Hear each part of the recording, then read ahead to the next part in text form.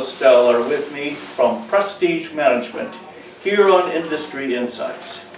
And welcome you folks to Industry Insights and secretstobroadway.com. So nice to be here with you. Welcome back to the office. Well, absolutely.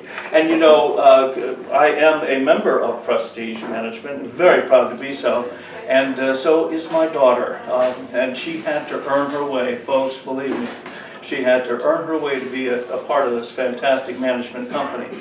I think what we'd like to talk about is really, you know, when Stephen Sondheim says another 100 people just got off of the train, meaning they're all coming to New York and they all want to get into a Broadway show.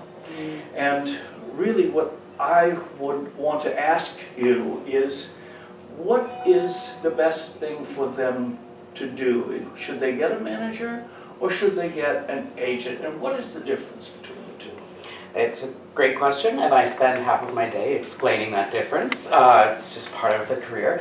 But there's a little known fact in that it's actually a legal difference. So managers are not franchised with the unions, equity in the case of Broadway, or SAG-AFTRA in the case of On Camera, whereas agents tend to be franchised with the unions. And in those contracts, there's actually a clause that says the actor must be employed within 90 days, or else the contract can be voided. So agents have to employ you. That is their sole job. It doesn't matter whether or not it's a project you want to work on or a project that's going to take you to the next level. It's just about making sure that you're making money for them and doing work. Managers, a little different. It's not so much about the money, although, you know, money's not a bad thing. But it's really more about being a personal manager. It's actually in our title. We are considered personal managers, and we belong to something called the National Conference of Personal Managers, or the NCOPM for short. It basically says we are personal, and it's about making sure that the client is doing what they want to do. Not just going out and making money and just doing another ensemble role. It's about making sure that they're taking the steps forward in projects that they want to do. So, yes, a lot of times there are managers out there that will only work with celebrities. Sometimes there are managers who will start to develop. Sometimes there are managers who strictly work with children. But either way, our management style is about family, making sure that we can help get our clients to do what they want to do in this business. Rather than just say, here's some spaghetti, let me throw it against the wall and see what sticks. Great, we got money. So that's the difference. That is, I gotta tell you, that is one of the best answers I've ever received in this business. And thank you. Which one are you? Are you a celebrity or are you working with I mean, I haven't called a celebrity, no.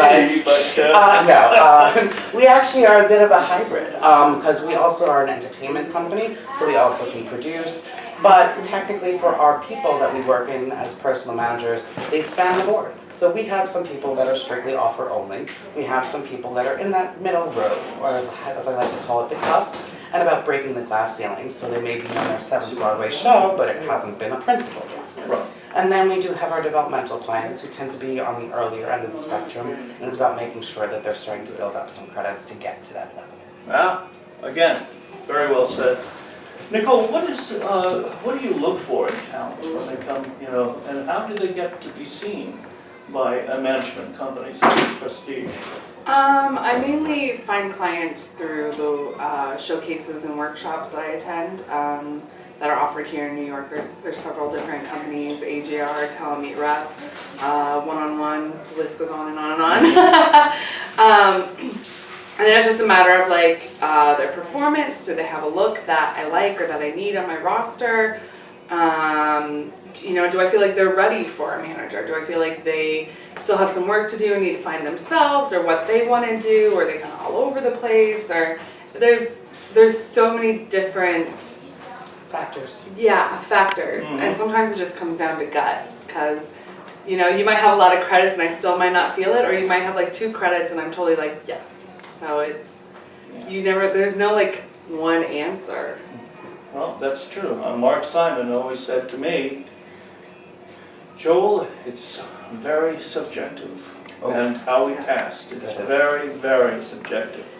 Now, do you also like well-rounded people, or do you look for a specific, you know, just an actor, or would you like them to be able to sing and maybe I have think some... that's a completely subjective question. Yeah. And the reason being is if someone has the goal to be on Broadway, but yet they can also do film and television. They know how to use those different mediums. Mhm. That's a very attractive quality to a manager. Mm. Because if ultimately you reach a certain level, i.e. Andrew Now's, like, and then they want to do film and television, or, you know, I won't mention some other names of Broadway people who have moved on to the film and television world, Mhm. but when they make that jump, they have to be able to be capable of doing it and make it work. Right. So well-roundedness is a huge factor, Mhm. absolutely, at least for management, because there are some agencies that strictly rep people for film and television, strictly rep them for, you know, Broadway and musicals, or some people just do classically trained actors. So we tend to look for someone who is well-rounded, or at least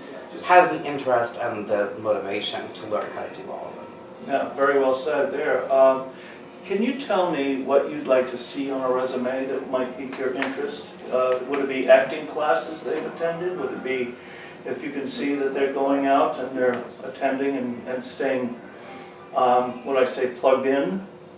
Yeah, I mean, I like to see that, you know, they are taking classes, that they're honing their skills. I like to see what casting directors they have met, taking workshops with, and I also like to see them, you know, almost producing their own work. Like, I like to see the little web series or little independent films, because it shows that they're being proactive with their career and they're not just Absolutely. waiting around. But that being said, I don't want their pet projects to get in the way of things that I can get them. So I want to see them proactive in the beginning, but then yeah. Right, absolutely.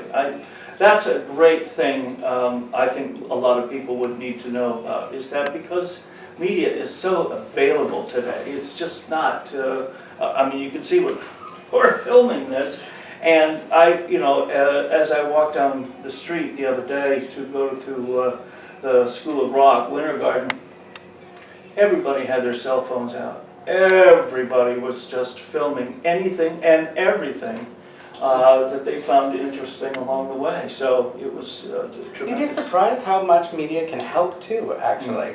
There are certain people who have made careers based on being a YouTube sensation. Mhm. And then also the business has changed a little bit, that you can actually, I think there's a certain show that you can actually do hashtags on your social media presence and be entered in to win free tickets for the show. It's So that's really something. And as a matter of fact, with secretstoBroadway.com, I'm learning all of this stuff. At my age, I did not want to do any of the, you know, the internet stuff. But you're I a young figured, dog, we can teach you new yes, tricks. It's yeah. fine. But that's what I'm saying, is that it's available to everybody if you want to do it.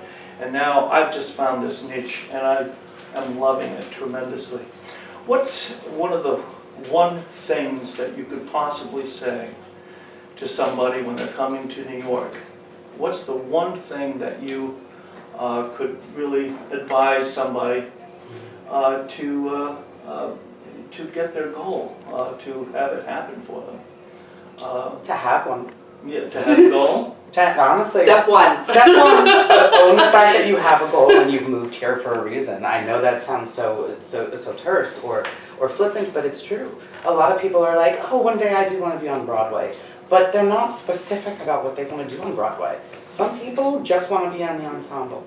And some people only want to be a principal singer. You know, you have to be very specific on your actual goals. Because if you just sit back in the ensemble for your 20th show, yes, you may be making money, but is that what you wanted to do? Is that why you came here? Is your goal specific? And make it happen. Do all of the research in order to hit the ground running once you get here. It's so important that actors need to do work as well. I know that they're always like, oh, well, if I have an agent and a manager, I don't have to do anything.